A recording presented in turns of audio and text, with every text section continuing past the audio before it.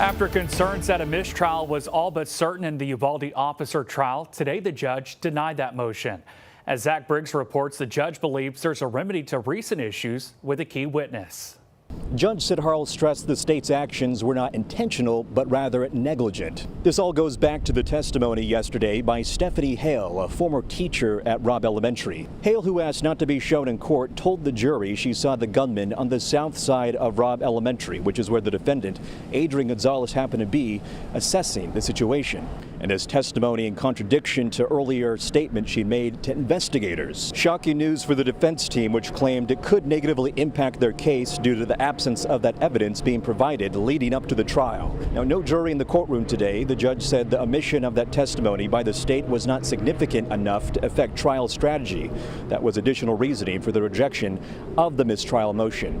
Under legal precedent, the judge now has the power to strike Hale's testimony, which is a move discussed by the state and defense teams during the quick hearing, but the defense still has some concerns. I think a lot of that testimony, though, is going to be difficult for them to disregard. A lot of it is emotional testimony.